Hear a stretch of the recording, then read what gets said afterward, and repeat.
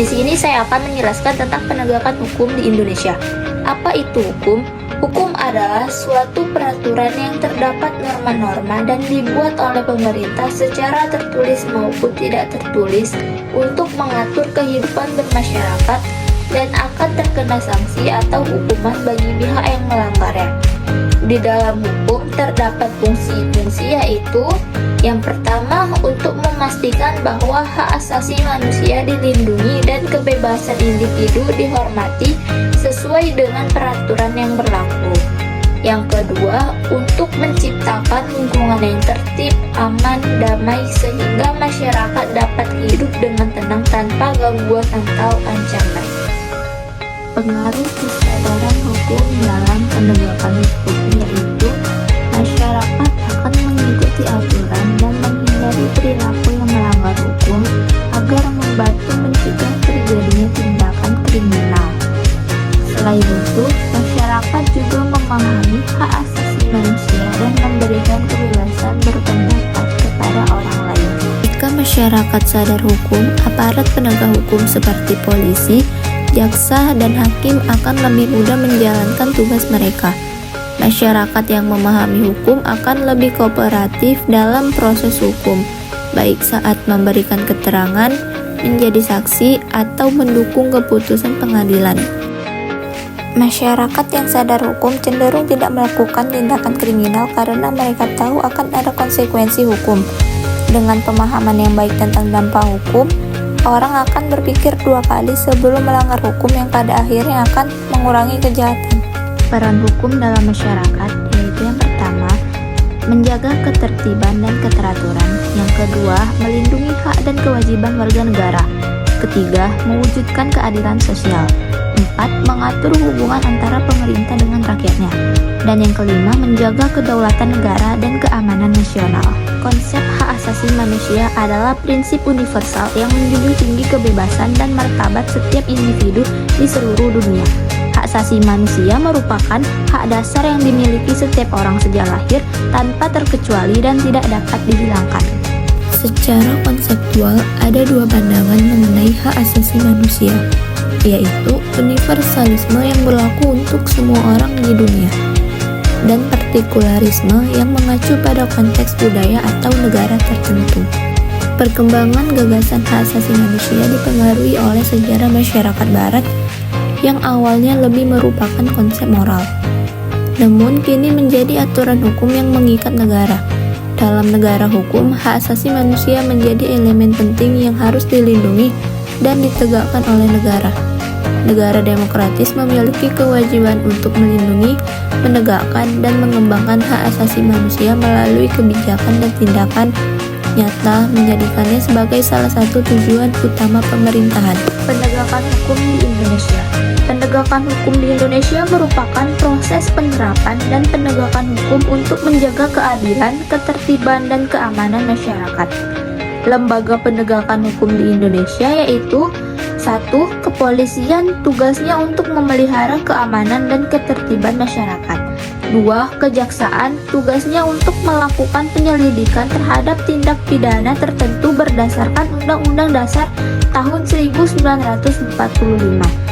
3. Mahkamah Agung, tugasnya untuk menguji peraturan perundang-undangan di bawah undang-undang seperti peraturan daerah terhadap undang-undang. 4. Mahkamah Konstitusi, tugasnya untuk memutuskan pembubaran partai politik yang bertentangan dengan Undang-Undang Dasar tahun 1945. Tantangan penegakan hukum di Indonesia yaitu 1. Banyak terjadi korupsi yang melemahkan kepercayaan publik dan mengurangi efektivitas hukum. 2. Adanya kesenjangan dalam perlakuan hukum antara yang memiliki kekuasaan dan tidak memiliki kekuasaan. 3. Adanya perdagangan lintas negara dan kejahatan siber. Selain itu, saya juga akan membahas tentang perjuangan bangsa Indonesia dan semangat kebangsaan menuju kemerdekaan. Hari Kemerdekaan Nasional diperingati setiap tanggal 20 Mei atau bertepatan dengan berdirinya Organisasi Budi Utomo. Kebangkitan nasional dapat diartikan sebagai bangkitnya semangat persatuan, kesatuan, nasionalisme, serta kesadaran yang timbul dari rakyat, khususnya para generasi muda. Adapun faktor pendorong timbulnya kebangkitan nasional terbagi menjadi dua, yaitu faktor eksternal. Yang pertama, timbulnya paham-paham baru di Eropa dan Amerika seperti nasionalisme, liberalisme, dan sosialisme. Yang kedua, munculnya gerakan kebangkitan nasional di Asia seperti Turki Muda, Kongres Nasional India, dan Gandhisme. Yang ketiga, kemenangan Jepang atas Rusia pada Perang Jepang-Rusia yang menyadarkan negara-negara di Asia untuk melawan negara Barat. Sedangkan untuk faktor internalnya, yaitu yang pertama, penderitaan yang berkepanjangan akibat penjajahan. Yang kedua, kenangan kejayaan masa lalu seperti pada masa kerajaan Sriwijaya atau Majapahit. Yang ketiga, munculnya gerakan kaum intelektual yang menjadi pemimpin gerakan. Karakteristik perjuangan bangsa Indonesia pada masa menjelang kemerdekaan pada sebelum tahun 1908. Yang pertama, senjata yang dimiliki para pejuang Indonesia masih sangat sederhana. Kedua, perjuangan masih bersifat kedaerahan. Dalam hal ini, perjuangan rakyat hanya ingin membebaskan daerahnya masing-masing. Yang ketiga, perjuangan masih dilakukan dengan cara fisik dan dipimpin oleh seorang bangsawan ataupun pemimpin daerah yang lainnya. Yang keempat, perjuangan sangat bergantung pada pemimpin atau tokoh tertentu yang mempunyai karismatik di lingkungan masyarakatnya. Perjuangan bangsa Indonesia setelah tahun 1908 yaitu 1. Perjuangan yang dilakukan oleh bangsa Indonesia mulai menonjolkan persatuan dan kesatuan. Yang kedua, perjuangan yang dilakukan tidak lagi menggunakan senjata tradisional, melainkan menggunakan organisasi modern. Ketiga, pemimpin perjuangan ialah golongan yang cerdik dan pandai, bukan lagi golongan bangsawan atau pemimpin daerah yang lainnya.